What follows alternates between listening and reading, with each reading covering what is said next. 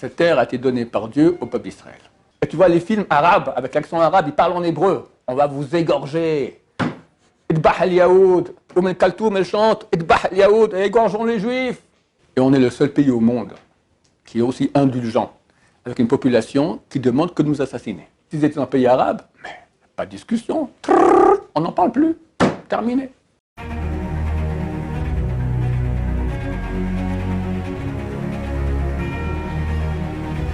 Ce show dédié pour l'élévation de l'âme de Gemara Margot Batrana, de mémoire bénie, la question d'Israël.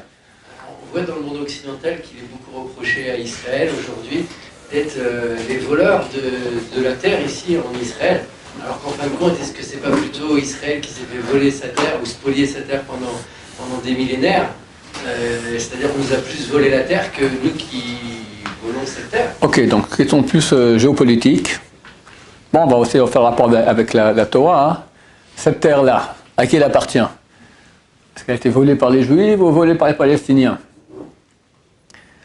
Tu imagines la réponse que je vais donner. En fait, c'est le premier Rashi de la Torah. Premier commentaire de Rashi. Donc Rashi est un des plus grands commentateurs, aussi pas le plus grand commentateur de la Torah, il y a 8 siècles environ à Troyes, en France, et cite les paroles des sages d'Israël il y a 2000 ans environ. Pose la question suivante. La Torah, c'est un livre de loi.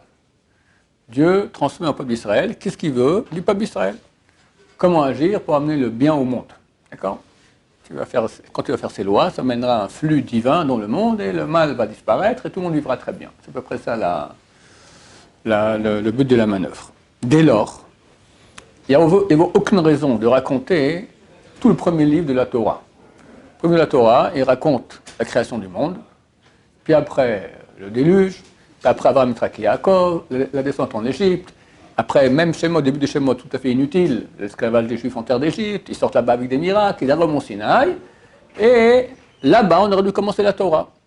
La première loi qui est donnée au peuple d'Israël dans le désert par Moshe Rabbeinu, Chodesh Hazel Lachem Rosh Chodashim, ce mois, le premier des mois, sanctifier le Rosh Chodesh, le premier jour du mois, c'est une fête, Rosh Chodesh. Une des 613 lois de la Torah. Tout le reste n'a aucune importance au niveau de la pratique des lois. C'est de l'histoire. Réponse de Rashi et des sages d'Israël il y a 2000 ans. Viendra un jour, c'est prophétique, viendra un jour où les non-juifs diront aux juifs, vous êtes des voleurs. Vous avez volé une terre qui n'est pas la vôtre. Alors c'est actuel et c'est pas actuel. C'est actuel parce qu'on les non-juifs prétendent cela. Mais qu'est-ce qu'on va leur répondre? Espèce de gros bêta. Creuse un peu la terre ici. Regarde. Israël, hier, ensemble on a été voir, je vais te montrer un mikvé antique qui date d'il y a 2000 ans. Taillé dans la roche, qui descend comme ça et un peu d'eau comme ça en bas, extraordinaire. Ici, Nabi Samuel, d'accord, il y a une mosquée. Ils ont fait des fouilles, dessous ils ont vu une synagogue. Alors qui était avant, la mosquée ou la synagogue? Et partout où tu vas ici, hein, cet après-midi, on va aller voir Ir David, la ville de Jérusalem, le temple, le palais du roi David.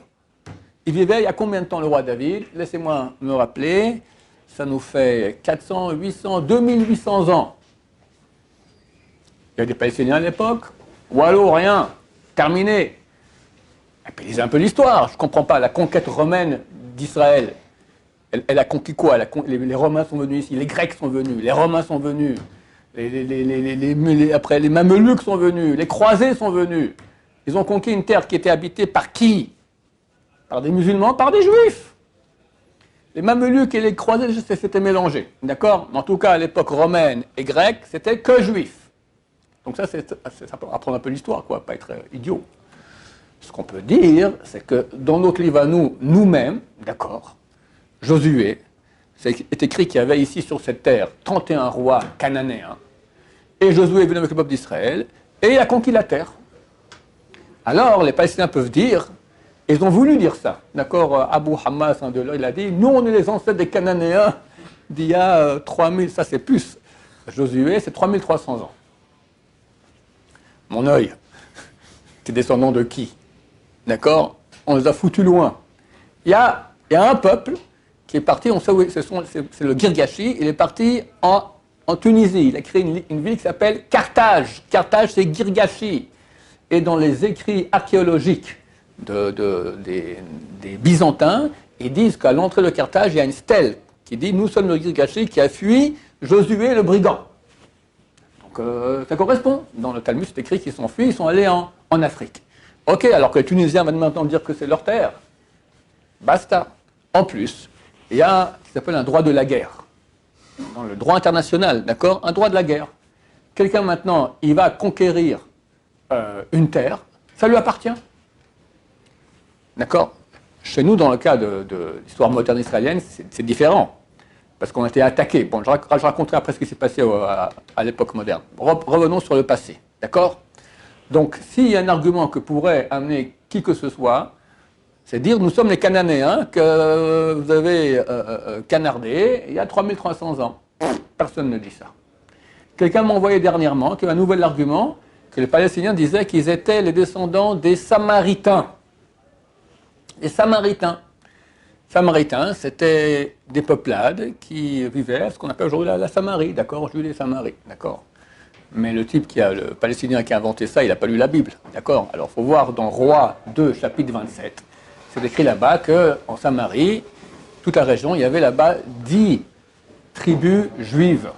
À un moment, après le roi Salomon, il y a eu un schisme. Le royaume d'Israël s'est partagé en deux. Il y a eu ici Juda et Binyamin. Ici, on a Binyamin, d'accord?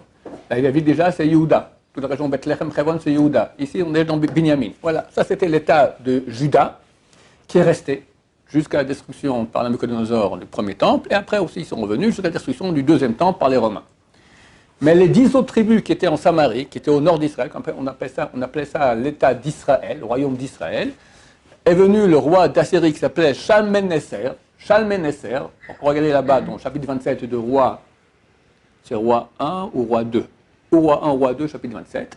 Il a pris tous les Juifs là-bas, zip, exilés. Où? En Irak, en Iran, en Afghanistan, on ne sait pas. Il y en a qui disent, une fois j'ai vu un article d'un type qui était un journaliste américain qui a été attrapé par les Pashtuns et condamné à mort. Et on lui a demandé avant de l'exécuter, on voyait son passeport. Maintenant, lui, il a 2 passeports, israélien et américain. Il dit que chaque fois qu'on demande son passeport, il donne l'israélien. Il y avait un Israélien, ah, t'es notre frère. Ils l'ont embrassé, ils l'ont libéré. Eux considèrent, cet article, que ce sont la tribu de Rouven. D'accord? Les Falachas qui viennent d'Éthiopie, c'est la tribu de Dan. On appelle ça les 10 tribus perdues. On ne sait pas, si demain vient un Falacha dit je veux être juif, mon cher ami, tu fais une conversion. On ne peut pas compter que tu es juif de mère sur 3000 ans. Ils ont disparu, ces 10 peuples.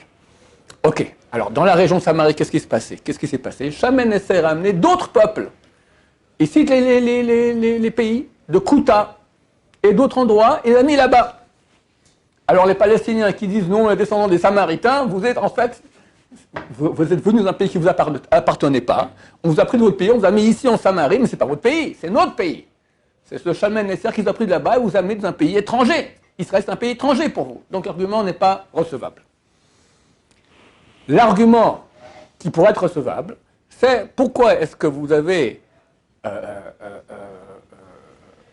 exilé, fait fuir d'Israël ces 31 peuples cananéens qui avaient ici à l'époque de Josué, alors que ce n'était pas votre terre. Pour cela, la Torah commence par la création du monde, pour dire qu'il y a un boss qui a créé le monde, et qui décide quelle terre il donne à quel peuple. Il a donné cette terre au peuple cananéen pour un certain temps, et leur a dit, si vous vous comportez bien, ce sera pour vous toujours. Mais si vous êtes débauchés sexuels, et ils étaient débauchés sexuels, zoup, dehors. Et j'amène les Juifs à la place. Les Juifs aussi, il leur a dit, vous êtes débauchés sexuels, vous allez être mis dehors. Ils ont été mis dehors, 2 fois. Et les Cananéens sont allés où? En France. C'est écrit dans Ovadia. On a donc un des prophètes qui s'appelle Ovadia. C'est un seul chapitre. Ovadia était un converti occidental. Il fait une prophétie sur l'Occident. Il dit que les Cananéens sont allés jusqu'à Tzorfat. C'est quoi Tzorfat? Le Ibn Ezra, un des plus grands commentateurs de la Torah, il y a 1000 ans, il écrit France. Débauché sexuel. Il y a 3000 ans, débauché sexuel. Encore aujourd'hui. Ça n'a pas changé. Ça n'a pas changé. Donc, du point de vue religieux, cette terre a été donnée par Dieu au peuple d'Israël. Du du point de vue géopolitique laïque. D'accord? Alors, c'est clair que personne ne peut venir dire aujourd'hui cette terre m'appartient parce que je suis le descendant des Cananéens de l'époque, ni des Samaritains. Ce qu'on pourrait dire, c'est qu'il y avait ici des Palestiniens, et les sionistes sont venus, ils ont foutu dehors, et ils ont pris la terre. C'est un mensonge. Un mensonge éhonté. Cette terre-là, d'abord, ça n'existait pas, la terre, ni de Palestine, ni d'Israël. Il y avait la Grande Syrie, qui contenait le Liban, qui contenait la Palestine. Tout ça, c'était un grand pays qui est la Syrie. C'était un pays presque vide, rien. Wallo, un des grands écrivains américains, il y a un siècle et demi, Mark Twain, il a fait un voyage ici en Israël, il raconte qu'il n'y a rien. Des cactus et de la paille et des ronces. D'accord? Rien, rien, rien. Et lentement, les Juifs ont commencé à revenir en terre d'Israël. Mon arrière-grand-père, qui habitait l'Ouzbékistan, il était président de la communauté, ils étaient riches, ils ont pris toute la communauté à dos de chameau. L'Ouzbékistan sont venus ici en Israël, ils ont créé un des premiers quartiers de Jérusalem en 1873. Il n'y avait pas d'État palestinien. Il y avait la Grande Syrie, c'était une partie de l'Empire turc. C'était permis. Les Juifs arrivent, qui vient avec?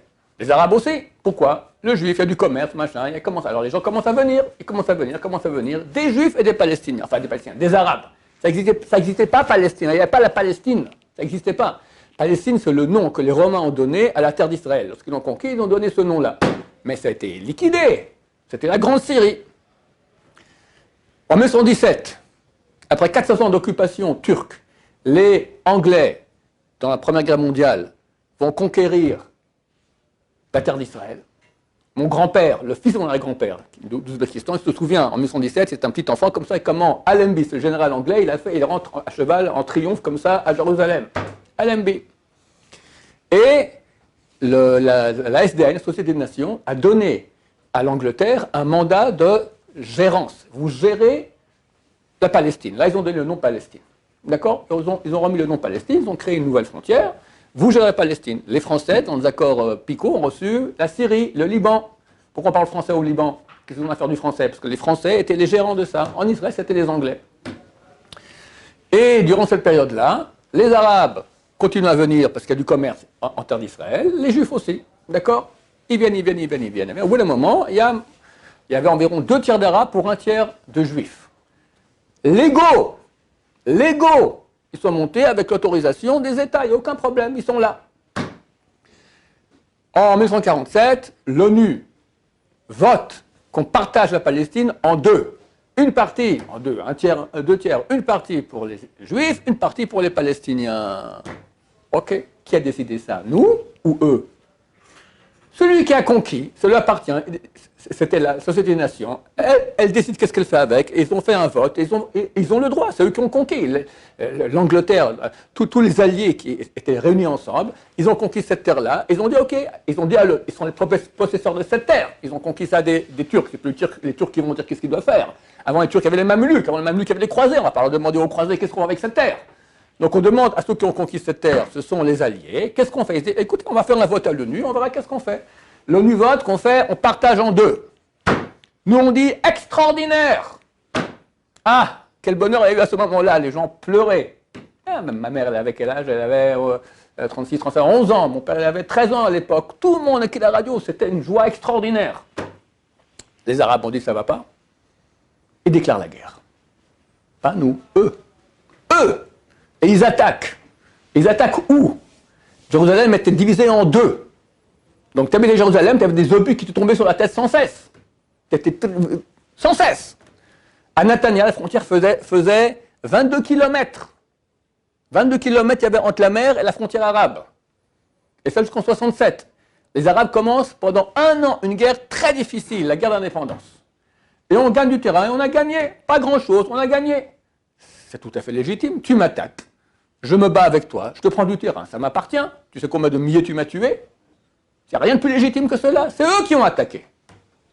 Ok, alors on avait un État biscornu. La frontière, elle était au milieu de Jérusalem. Le côté ne nous appartenait pas. Ici, on est en Jordanie. Netanya, 22 km, comme je dis. En 67, Nasser crée la Ligue arabe. Il vient avec 10 pays arabes. 10 pays arabes. 2-3 fois plus que nous en nombre et en qualité de combat.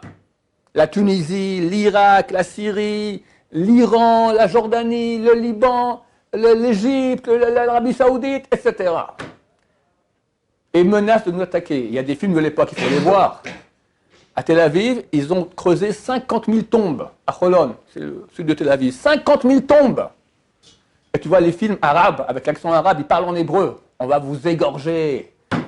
Idbah al-Yahoud. Oum el-Kaltoum, elle chante. Idbah al-Yahoud. Égorgeons les Juifs. On tremblait. C'était terrible. Terrible. Terrible. Et Israël a prié. Là, ils ont prié. Ils ont Baba Saleh, quelle prière il a fait à cette époque-là. Et en 6 jours, dans les écoles américaines militaires, on n'enseigne pas la guerre des 6 jours. Alors une fois, un élève a demandé au prof pourquoi. Il n'y a rien à apprendre, c'est un miracle de A à Z. Dieu a fait un miracle extraordinaire. En 6 jours, on a conquis l'état actuel. Le Golan, tout le Sinaï, pas actuel, beaucoup moins, tout le Sinaï, Jérusalem, Judée, Samarie, tout ça. Alors, tu m'attaques, j'ai le droit de me protéger. On s'est protégé, on a gagné. Ils l'ont eu dans le baba. Simplement, il ne peut pas supporter ça. Ok, qu'est-ce qu'on peut faire, hein? Voleur de terre. Voleur de terre. C'est toi le voleur, c'est toi qui m'as empêché d'être ici. C'est l'ONU qui a voté que je peux être ici. Donc même au niveau géopolitique, ils n'ont aucun argument. D'accord? Et on est le seul pays au monde qui est aussi indulgent, avec une population qui demande que nous assassiner. Dans n'importe quel autre pays arabe, mais on ne discute pas. J'ai un copain hein, irakien. Il a fui à l'âge de 15 ans d'Irak, avec sa famille. C'est une histoire extraordinaire aussi. Il me raconte qu'un jour, il y avait Saddam Hussein. Il a entendu qu'il y avait quelques officiers qui n'étaient pas très contents. Parlaient un peu sur la direction de l'État, etc. Alors il a fait un jour de congé. Et près de Bagdad, il y a une ville qui s'appelle Nafar. Nafar. 25 000 habitants. C'était une ville avec beaucoup d'officiers. La majorité des officiers de l'armée, ils habitaient là-bas. Des villas, des machins, etc. Ok, tout le monde va là-bas. Saddam Hussein amène l'aviation, il bombarde toute la ville. Plus personne n'a parlé après ça.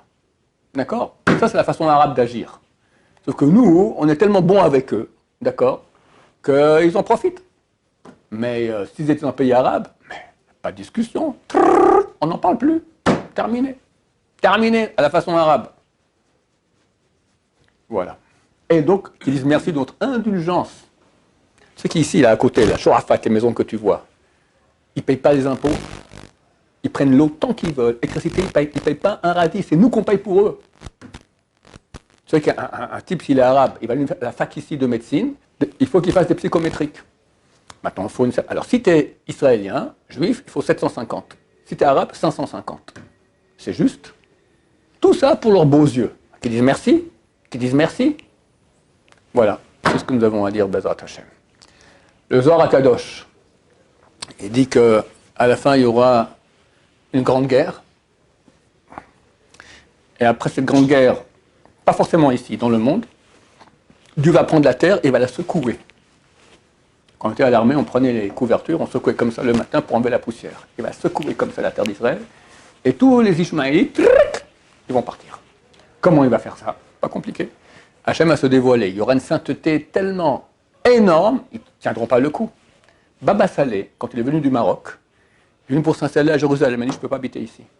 La présence divine est tellement grande à Jérusalem, je ne tiens pas le coup. Parce que lui voyait, il sentait, nous on ne sent rien. Mais quand Machar viendra, on va sentir. Et ceux qui ne sont pas faits pour cela, les Ishmaélites, ils vont s'envoler, terminé. Voilà, ils ont en France, qui aiment tellement les Ishmaélites. Ok? Je sais qu'on en a déjà parlé, mais il y en a aujourd'hui qui disent, s'appuyant sur les Gemara, qu'on ne peut pas nous revenir en tant que nation et créer un État. Ok, alors il y a une argumentation des Netur et Karta, qui se base sur une Gemara traitée Ktubot, page 111, que Dieu a conjuré le peuple d'Israël 3 choses. Parmi une de ces conjurations, c'est marqué Lo ya'alu bechoma, qui ne monte pas en muraille. C'est de quoi monter en muraille? Rachi sur place, il dit en grand nombre et par la force. En grand nombre et par la force. Ce n'était pas le cas. C'est l'ONU, d'abord, de monter très lentement, et même des quotas, d'accord, que très peu pouvaient monter. Et l'ONU a dit on vous donne la terre, c'est tout.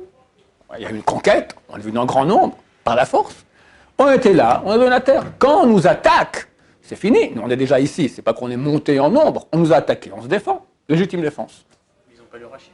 Hein? Ils n'ont pas le rachis. On va leur demander. Je ne sais pas. Tu comprends que c'est une minorité de minorité de minorité, qui est reprise par les médias, évidemment, pro-arabes. Une pomme de la Torah, ça ne tient absolument pas la route. Plus, est-ce qu'on ne pourrait pas justement, quelque part, demander ou exiger presque les villes comme Hebron, où on prouve au niveau biblique la raison pour laquelle on peut pas. À l'époque, Aric Sharon, on était, il y avait Gaza. Et Aric Sharon a décidé de rendre Gaza. C'était terrible, d'accord, c'est terrible. Le Gaza, ça n'a jamais été. Ok, je te donne un exemple. Qu'est-ce qu'il a dit? Il a dit, on lui a dit, prends du napalm et il n'y a plus de Gaza, plus d'égouilles. À l'arabe, méthode arabe, à la Saddam Hussein. Elle dit, j'ai pas de problème, mais si je fais ça, il y a 500 000 juifs en France, qu'est-ce qu'on fait avec eux? Qu'est-ce qu'on fait avec eux? Tu comprends? On n'est pas tout seul en Israël. On a des juifs dans des pays occupés par des cousins qui sont en danger. Ils sont en danger, en véritable danger. Alors on ne peut pas se dire, je fais ce que je veux ici et hop. Il n'y a que Machar qui pourra arranger ça et il va l'arranger très bientôt, Bezrat Hashem. Comme ça. D'autres questions? Oui. Vous avez dit quand Hachem va secouer la terre. Les Shmaïm vont partir et les Bnei Israël qui sont. Israël vont venir. Le Mashiach, il a 4 missions à faire. Parmi une des 4 missions, c'est amener tous les Juifs en terre d'Israël. Ceux qui méritent. Il faut mériter. Il faut mériter de voir Mashiach, Bezrat Hashem. On espère que la barre sera très basse. Très bas. On espère. On ne sait pas, on espère. Israël souffre beaucoup et cette souffrance, elle est certainement un grand plaidoyer dans le ciel pour que le maximum de Juifs puissent participer à la venue du Mashiach. Et ceux qui habitent sur la terre, est-ce qu'ils vont sentir les secousses ou non? Mais on a un spectacle extraordinaire. Ça va être phénoménal. Je te conseille de rester. J'ai dit à Yoran, vous avez de la chance, dans les 2 mois, le Mashiach il vient. J'espère. C'est Purim, vous serez encore 2 mois, c'est 2 mois exacts. Dans 56 jours, c'est Purim. Purim, elle appelle en Gemara, elle appelle Géoula déjà.